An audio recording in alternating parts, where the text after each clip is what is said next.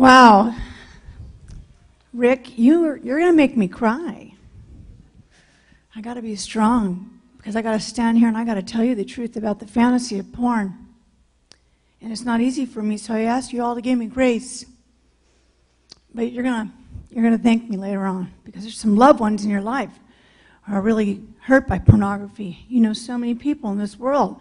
I can't even go to the grocery store without some woman coming to me telling me that her husband's viewing porn or son's viewing porn. I mean, it's everywhere. It's a porn pandemic, and so the odds that God would raise up an ex-porn star in the middle of a porn pandemic, He's got a plan. So today I tell you the truth behind the fantasy of porn. It is the greatest illusion on earth. I want to talk to you about my grooming process from prostitution to porn. I have step one, I write about street prostitution. This is a classic porn star background. This is very common of women who are in porn. Parental neglect and verbal abuse growing up. Child sexual abuse. I was sexually abused at 9 years old. I had my first homosexual experience and heterosexual experience at 9 years old. And I was devastated and shocked, and I had no one to tell. So I didn't tell anyone. And I became a rebel, and my parents didn't understand. I was the black sheep. I was the troublemaker, and my dad got sick of me and kicked me out of the home at 18. I was a teenager who barely graduated high school.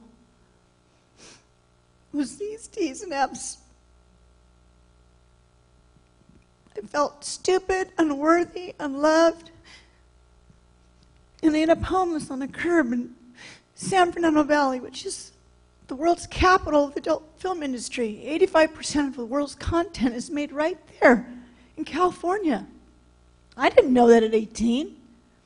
I had no driver's license because I had got suspended for driving reckless because my dad taught me how to drive like a race car driver when I was a child. Of course, it was my fault. As I lie there homeless in that curb, crying my eyes out with only a Bible. See, I believed in Jesus when I was a little girl. I at least got that first 8 years of Sunday school in. But I grew up in a pseudo-Christian family where we say we're Christian, but the love of Jesus and the truth of Jesus isn't really in the home, which is most of America, in my opinion. So I lay there on that curb with my Bible, only crying out to God, how could He ever let this happen to me? And a nice man came along to me, and he says, honey, what's wrong? And I cried my eyes out, and I told him my dad kicked me out. And he said he could help me. And I thought, Jesus is going to rescue me. And then he said to me, there's a nice man in the apartment complex that thinks you're real pretty, and for $35, if you make love with him. And I said, wait, I'm a lot of things. You know, I'm a rebel, but I'm not a prostitute. But then the devil came and spoke to me and said, God doesn't care. Your parents don't care. And I thought, yeah, why should I care? And I stopped caring about myself. And I went into a life of prostitution. He lured me in through affection and money. He was the most affectionate man I'd ever touched. It felt good to be touched. My dad didn't touch me. He was an affectionate man. And I was young and vulnerable. I accepted his offer. First nice trick familiarized me and got me ready to accept more bizarre sex. The pimp became abusive, and I was a rebel, so I escaped. I fought out of his big black arms, and I ended up on Ventura Boulevard, where I decided I was going to be my own pimp. Now I'm in full survivor mode, totally out of my mind, traumatized. And I hate my life, and I start walking up to men in the mechanic shops asking them if they want a blowjob for $50, and they said, yeah. And we just went in the back dirty room, and I remember one time a man bled on my face, and that really frightened me. I was 18 years old. So men hit me, pulled my hair, forced me to unprotected sex in dirty places, abducted me. Step two was an escort agency. A prostitute found me. She says, hey, man, it's all about recruitment. Everybody gets kickbacks. And she introduced me to a madam who taught me the glamorous side of prostitution. Female hygiene, which my mother had never taught me. Physical attraction, how to look better, how to hustle money and barter for gifts. Sure, by now I hate men. I'll get their last dollar. Because that was what I was taught to do, honey. Right, baby? Yeah, I had a really old madam. She was in her 50s, and she taught me all the ways to lie and manipulate. How to get out of risky situations. We always know how to handle cops, you know. They set the money down, we were out of there. Poop, I'm not doing that. Have a nice day, LAPD. Of course, they took us out later for drinks. Risk in prostitution. Prostitution's illegal in the state of California, so fear of jail time was daily for me and for the other girls. Clients ripped condoms on purpose or complained about them all the time. You could never have sex in a position where you couldn't see if the condom. So everything was just a combat zone. Clients forced me to watch pornography with them. Obviously, that trained me. I wanted to be like the porn stars, see the grooming happening. Clients insisted we party with drugs and alcohol. Clients lived in private homes where behavior could not be monitored. Clients had visible and non-visible STDs, which they denied were STDs, and still pressured me to have sex with them. Clients stole from me money, panties, car keys, anything. And I got pregnant 2 times in the first 14 months of prostitution. And I lost my first baby because I was damaged. I was living a traumatic life. But by the grace of God, I kept my second baby. So now imagine me pregnant on the streets. And you know what? I had that one value left from Sunday school. I couldn't kill my baby. It's by the grace of God, truly. Next. This is me. Look how young I was, a teenage survivor of the sex industry. I called myself Giovanni, one of the many names. That's me there. Obviously, alcohol came along. Drugs. Click. Step 3, I want to go to strip clubs, trying to get away from prostitution. You figure, you know, I'll go work in strip clubs. But I was still underage. In the sex work, we move around really fast. And I went to the strip clubs and, you know, got a fake ID, and they hired me. They don't care. They just force you into sex acts for employment. I worked in unsanitary work conditions, changing rooms with soiled costumes, drugs, paraphernalia, used rags, bodily fluids, broken glass. This was the norm in the strip clubs. Even in the nicer strip clubs, dancers are propositioned by clients constantly, so prostitution was unavoidable. Strip clubs, you're going to be a prostitute. You're not going to get out of it. Sex acts with clients inside of clubs, parking lots, free alcohol and drugs given to fuel dancers for performance. My book, I talk a lot about that. This book is brutally honest. It tells the truth about porn and about my life in prostitution. Fights were common in bars. In fact, someone got shot right next to me. I had their blood all over me and my tray. Men followed me and stalked me. This is very common. Then, this is the crazy part, I got so sick of the LA scene, I started looking up those ads that she was talking about. And all I saw was $2,000 a week for dancers in Mexico. I'm Californian, I can do that. You know, so I said, oh, sure. I got a first-class ticket. They showed me a pamphlet of a nice resort to be staying by the beach. They said beach and money, and I was like, I'm there. And next thing you know, I arrived to a commune where we walked in, and there was armed guards, and I remember walking in, and all the girls were behind see-through locked doors, and they were like this, and I'm like, oh, this shit is bad. I knew, and my hands started turning to fists. I mean, I was ready to kick some serious, but I knew, and God just told me, calm down, be calm. And I just went into the room and tried to talk to the girl, and I go, hey, you know, what the hell's going on around here? And all the girls were blonde hair, blue eyes. She goes, shut up, don't you know you're in a Mexican brothel? I go, I didn't sign up for a Mexican brothel. I did not know I had been lured in. I did not know that I had been sex trafficked into Mexico, and so I ended up going to that club, and sure enough, women were being gang raped upstairs, beat. They were screaming, cierra la boca, shut up your mouth. Well, she's screaming, and I'm sitting there going, okay, which way is out? Where's the exit? That was me, survivor, you know. And by the grace of God, I knew enough Spanish to get out, and I yelled and said there was some fire, and I ran out in the street, gave the taxi some American money. I said, take me back right now, and kicked the hell out of the guy at the door and got my stuff out. So I was pretty tough. Those girls weren't as tough as me, but I had already been in prostitution for a little while, so I escaped, again, by the grace of God. And then the consequences of commercial sex work: 6 years in strip clubs, escort agencies, prostitution houses. I hated myself, tried to commit suicide regularly. I still have slits on my wrist, several different places. You know, prescription pills, clients trying to kill me, me running from them, because you'd be lying all the time, and they don't want to be lied to. They come into a strip club and expect a girl to be faithful. And we have like engagement rings like in each pocket. Oh, babe, yeah, sure, I love you, yeah, yeah. It's all about the money. We don't like men. We hate men. We want your money. Major mental disorders such as bulimia, substance abuse, paranoia, major depression, PTSD, and demonization. And I'm going to show you a picture of me demonized because I want to prove this.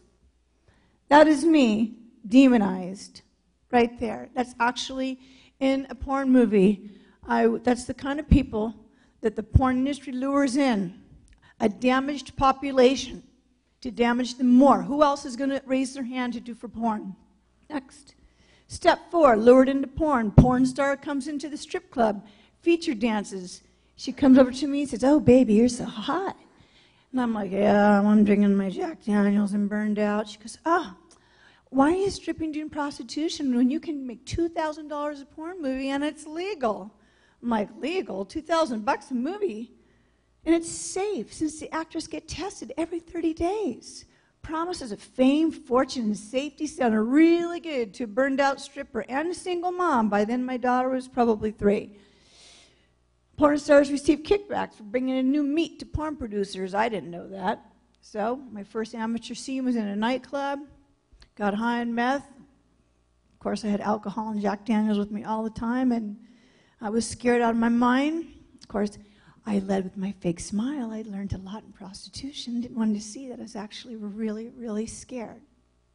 And that first scene, I remember just being really nervous, and all of a sudden the devil just came again to me, and he says, Shelley, I'll make you famous, and everyone will love you. That's all he ever wanted. And so you know what?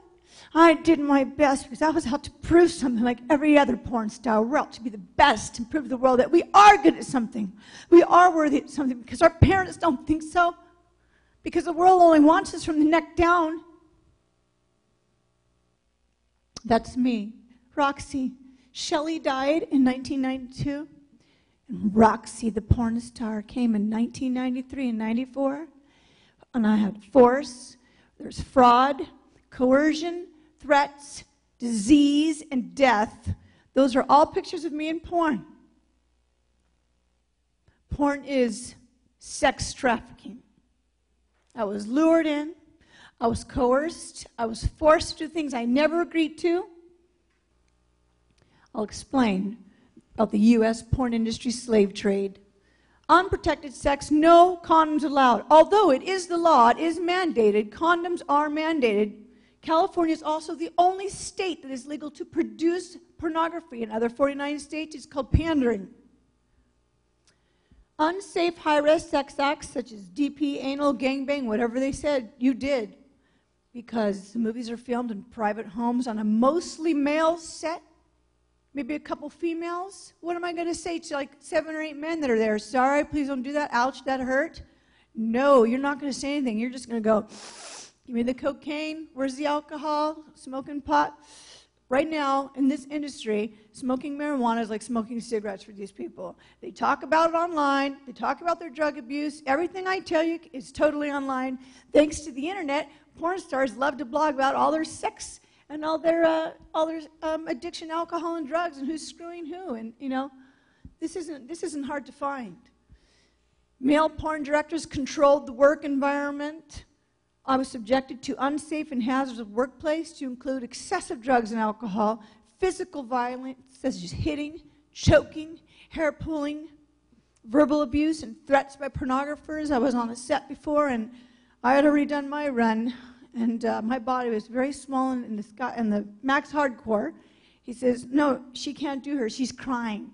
You know, these girls, some of them are crying. Some of them are in the bathroom going, I can't do this. And so I had to do it. He said, you're not going to get paid. or you're not going to work in this industry again. I got a mouth to feed, so I actually had to do it. I said, I don't even look like her. And they're like, well, we're not looking at your face. So there's a lot of that going on set. Bodily fluids everywhere. Urine, feces, blood, seminal, and vaginal fluid on face, mouth, eyes, chest, everywhere. Couches, the sets, the bathrooms you go in, there's used enemas and douches and razors thrown everywhere. Why can the porn industry get away with filming in private locations, breaking all health and safety laws, and yet a hospital, no way could you break those laws? Bodily fluids on floors everywhere. Pornographers promised I would be kept safe in this healthy environment. Unfortunately, there were consequences. After about 30 movies, I caught 2 sexually transmitted diseases. One of them was herpes, non-curable disease. That devastated me. I woke up one morning looking like a monster with about 103 fever, just going, what is this? And, when I went to the doctor and I have a really bad case of herpes. The devil just says, you're damaged. Nobody will want you now. You should just kill yourself. After the devil talks me into doing this for 7 years, now he wants me to kill myself. And I tried to. I took a bottle of prescription pills and woke up with a really terrible sore throat and belly. But again, God saved me. And I kept saying, why does he want to save me? Why can't I die? I didn't understand they had a better plan. But I suffered a lot. I've had 4 pregnancy losses. One was an ectopic pregnancy. I had early cervical cancer. These were a long health term outcome that a lot of the porn stars, they don't know. And I tell them, listen, I'm 42 years old right now, and I'm telling you, I have been through it. When I married my husband, he helped rescue me out of the sex industry. He joined the military, and I got to be their guinea pig at the Madigan medical facility up in Tacoma, Washington. And thank God for the military, because, see, I never had medical insurance. No one ever cared. Think the pornographer ever cared about sending me to the doctor? Did you know it's actually the law that every time bodily fluids gets on the skin, that the pornographer or producer has to pay for that follow-up checkup, the doctor? Do you really think they're doing that right now? In fact, Hustler just got fined $14,000 for breaking laws with Cal OSHA. And they plan to appeal. But I'll be there.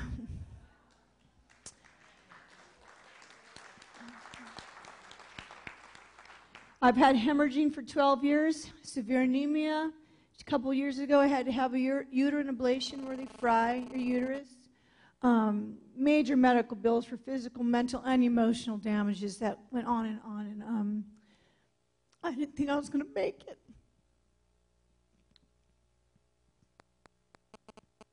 But after 8 long years of a really hard recovery, of meeting Jesus Christ and having the truth encounter of a lifetime, and he just sat with me for 8 years and did all the lies I believed about myself since I was a little girl. You are worthy. You are lovable. You do have something to contribute to this world besides your body. You have opinions and belief systems. You have something beautiful to offer to this world. No one ever told me that. And I beat alcoholism and drug addiction. I beat all the sexual trauma from my past. I did because, you know what, I didn't have nightmares and flashbacks anymore. Let me tell you, there's one thing I couldn't get out of my system. It took a long time, was porn. You know, I got the alcohol out, I got the drug addiction, but I lived for years traumatized with those images. That's why I say, man, you don't want to get into porn addiction because that's going to be a long, hard recovery. And there's only one way you're going to get free from that, and that's through Jesus Christ. There's no other power.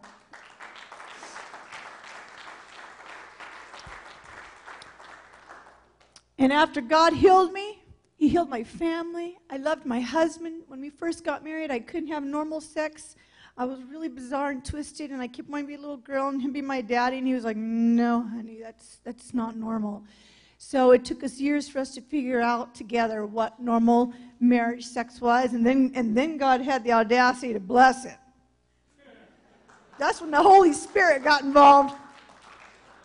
And so I had a perfect life. I was a mom now. I was doing Betty Crocker cooking. I never cooked before. I didn't even know how to wash clothes. I met my husband, but now I was washing clothes. I had a perfect life. 3 daughters now. They were in Christian school. I had brushed that whole porn life away, and it was completely gone. And then God told me to go back. I said, no, I'm not doing that. And God says, you need to put your story up on the web. I go, no. For 8 years, I had turned off all television, which I highly recommend. I hate television so much. I really hate television. I turned off all television, all secular music, and all I did was just get into the Word of God and pour it in. And as it poured in, I pushed out the lies, and I was transformed into a new creation in Christ. And I was powerful, and I was a powerful mother, and I was the cupcake queen and the field trip mom. That's right. And none of those moms had any idea who I was. I was 200 pounds fat with a soccer mom haircut, and I was fat and happy. Loved it, happy. And then God told me to go back. I knew when he asked me, I said, you're asking me to give up everything beautiful I worked hard for. But he said it was going to be worth it. And so I went back to these broken people that were just like me, and I found out, oh my gosh, so much information about the porn industry that I never knew. Now they have AIM, the medical clinic, the porn star clinic, and performers are not required to test for HPV or herpes. It's rampant in the industry. In fact, Belladonna, who's famous, laughs and says, oh, like 99.9% have herpes, and she has herpes. Rocco Siffredi, another famous male porn star, says, oh, 99% have herpes. It's just a joke in the industry. The industry standard right now is to be tested every 30 days for HIV, gonorrhea, and chlamydia. Tests become unreliable very quickly, though, when you're a porn star prostitute. Multiple partners on and off the set. I'll tell you why they want to be prostitutes instead, because making porn is so degrading and humiliating and painful. When you're sitting there in the middle of a set, and there's a crew all around you, and there's all these naked men stroking themselves around you, and you're staring at used wipes on the floor, and they are penetrating you and hurting you, you would much rather be a porn star prostitute and at least get a dinner and get paid, $2,000 for an hour instead of this.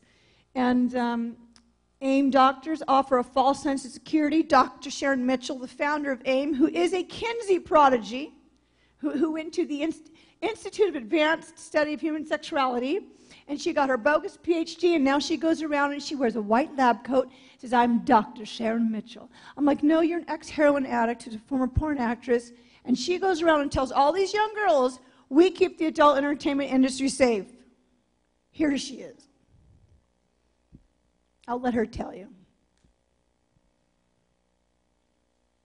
In the adult entertainment industry, 25 years as an actress, dancer, producer, director, and then I got my doctorate, and I founded the Adult Industry Medical Healthcare Foundation in 1998.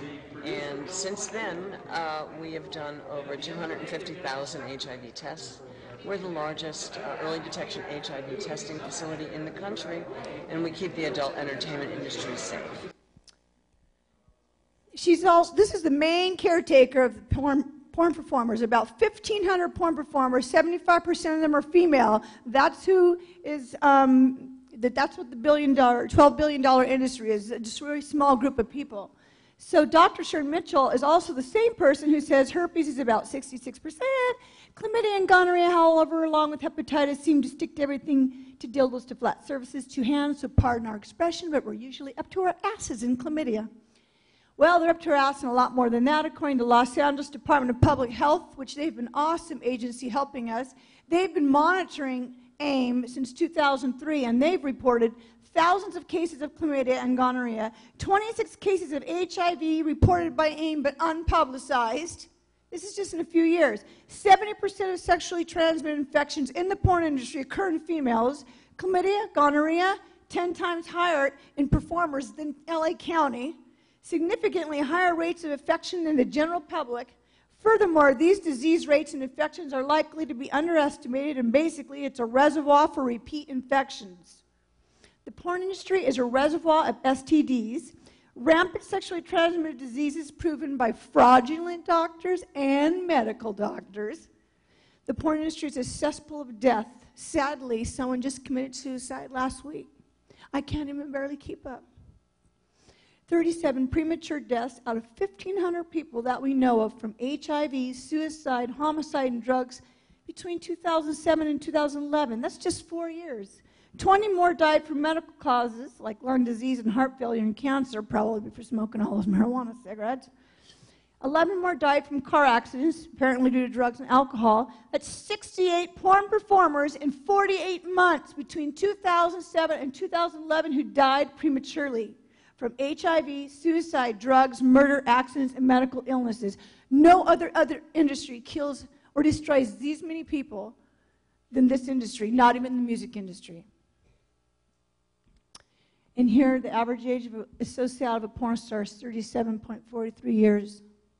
And yet we idly sit by and click greedily while they get high and destroy their lives. Why is this industry legal? Because some guy named Freeman, an idiot, fought a case in California, and it's not even legal by legislation. All we need to do is appeal this. I need some California lawyers. I'll go. I got a group of freshly recovering porn stars who would love to go with me and testify. In fact, right now we are testifying, and for the last year we've been going to Cal OSHA meetings and talking about all of the hazardous and unsafe and illegal activities, and Cal OSHA has finally listened and is now fining companies like Hustler. And right now we're going to meet in June, and they're actually going to give a requirement of how the condoms have to be used, appropriate size fit. Everything is going to be monitored, and obviously my heart is to see the thing come down. But if I can substantially destroy their business, because there's no way they're not going to make business with condoms. Porn consumers don't want to watch porn with condoms. So that's just one way we're going after them, or also going after them in the labor and also in sex trafficking. So we need your help. Anybody want to help us? We would love it. Judith Reisman's been my greatest mentor, and Pat Truman has been a great mentor. So thank you all of you for this opportunity, and God bless you, and please get help if you're viewing porn.